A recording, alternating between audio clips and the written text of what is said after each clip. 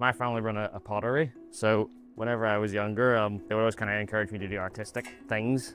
And one of them, whenever I was really young, was making these wee, you call them knives, but they were just basically lead-free solder that we heated up in a campfire and poured into a mold. And basically ever since then I've been hooked. So whenever I was 14, I'd kind of been doing blacksmithing for a wee while. My parents got me an anvil and a portable forge for Christmas. So I've been doing it for about 12 years now. Although there was a brief time where I decided I was going to be a scientist instead, but that only lasted 2 years before I got bored stiff of it. I just couldn't see myself doing it long term. There wasn't enough practical. There was a lot of research, writing up, and just didn't appeal to me.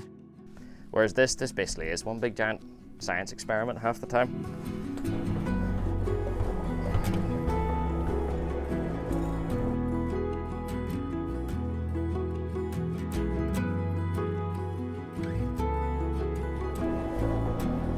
And something that it's kind of caught my attention recently has been this, it's called raising, for making copper bowls. You can do it in steel as well, but copper's, I like the colors of it.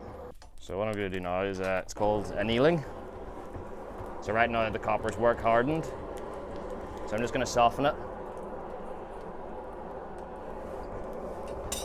So for this you actually heat it up and then cool it down again, and that just relaxes the metal, so it's nice and soft to work with. But one of the bonuses of the job that I can kind of do whatever takes my fancy each day. So today's copper. So I'm aiming for a dull cherry red kind of glow, and it shouldn't take long at all to get there. There you go, see that? So that's it annealed, so I'm just going to quench it off.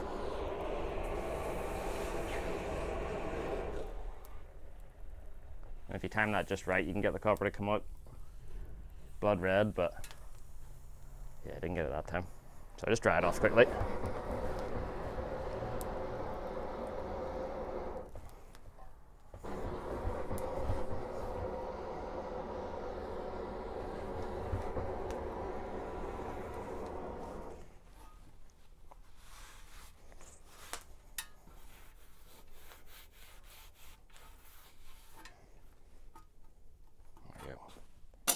So that's really soft now, so you can bend out your hands if you wanted to.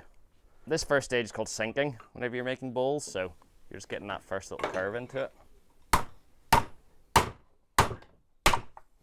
It gets the curve of the bowl started. If you don't do this, you can do it without this stage, but it's a lot trickier. And I've only really just started raising bowls, you see, so it's all kind of a little bit new to me, so this makes it that bit easier whenever you're getting started.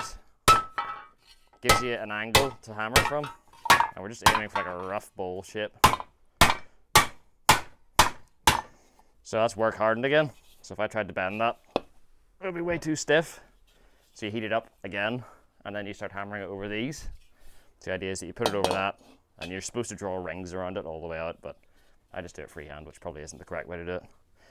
But put it on there and you start hammering it round, and the idea is that you get it into like a cone, and then from a cone you can go to more shapes like that. So this bit of copper I'm using is actually from an old pipe. Once the guys at the scrapyard know that you're a blacksmith, they seem to be quite entertained and usually chuck you the odd thing. So this big pipe was one of them. So there we go, that's it annealed again. So we're going to quench that off.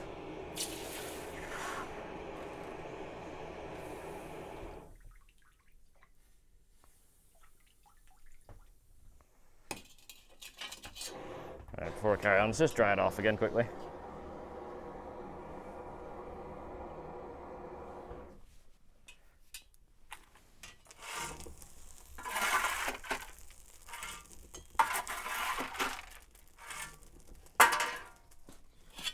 There you go. So there you go, that's soft again. So you just do that process, rinse, repeat, all day. So this here post, it's called a raising stake. I'm going to sit roughly in the middle of the bowl. And just start hammering around.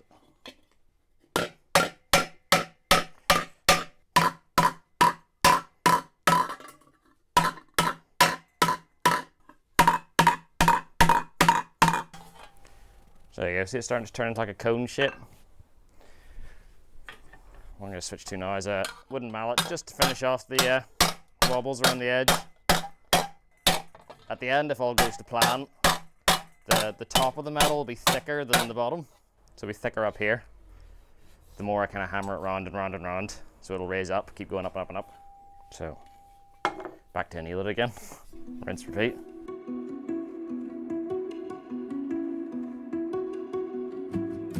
I studied silversmithing in university, which is where I got the love of working with copper.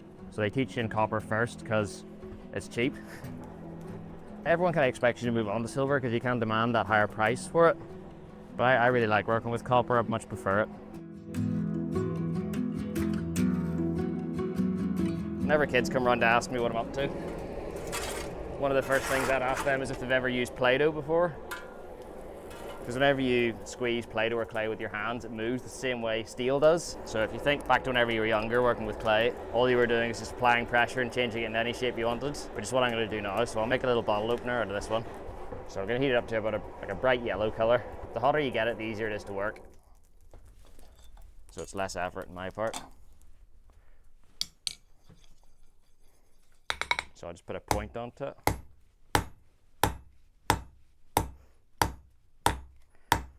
So when you're blacksmithing, that's what you would start with on nearly every project.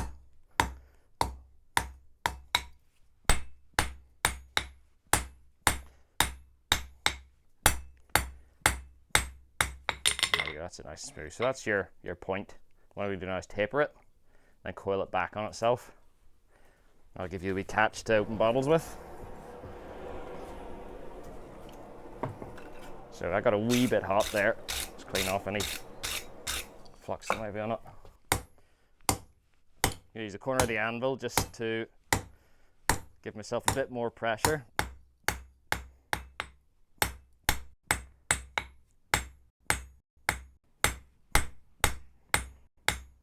So whatever you're forging, the anvil actually acts as a little bit of a spring. So this anvil here, whenever you're hammering, the hammer bounces.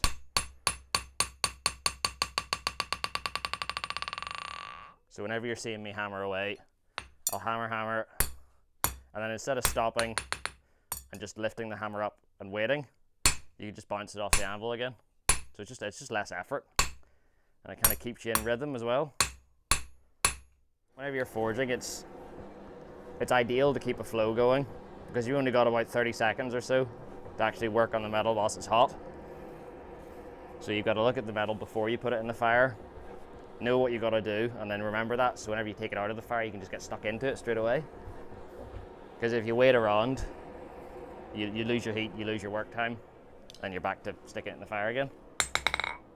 And there's only so many times you can heat up a piece of steel before it kind of withers away on you. But you can see how if you introduced any 14-year-old boy to this, they'd be hooked on it instantly.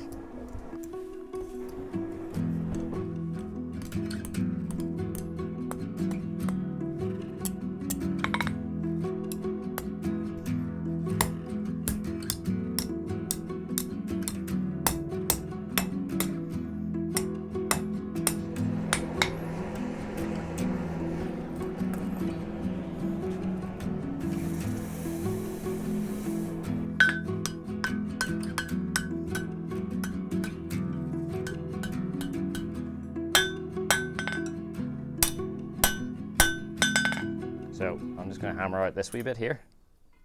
So whenever you go to open the bottle, it catches like that. If you lever it off then.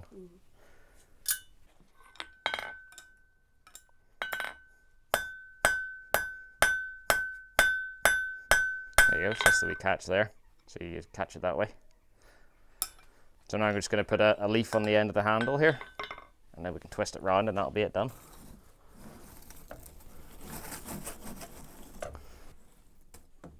There you go. So I'm going to actually make the tip of the leaf first.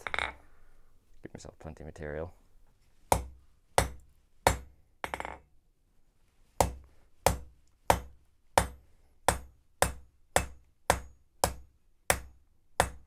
Getting rid of the excess material and forging the tip of the leaf at the same time.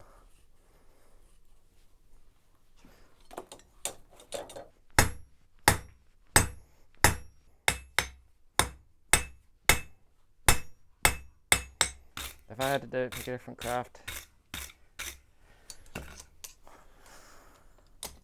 don't know, honestly. I put all my eggs in one basket when it comes to blacksmithing.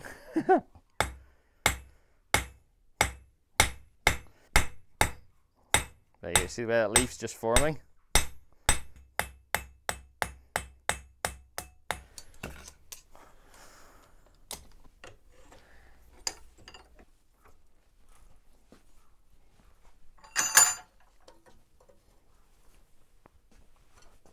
Oh, I may have just twisted that leaf off. Yep. No. We're going without a leaf on this one. Work around it. So it's no big deal, really.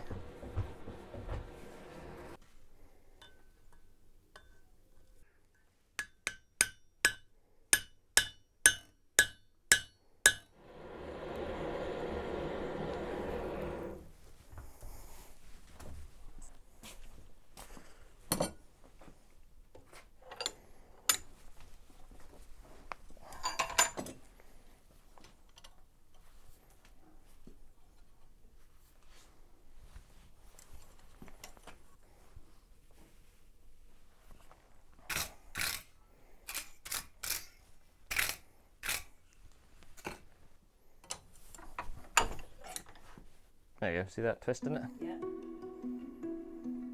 Yeah, not a complete failure.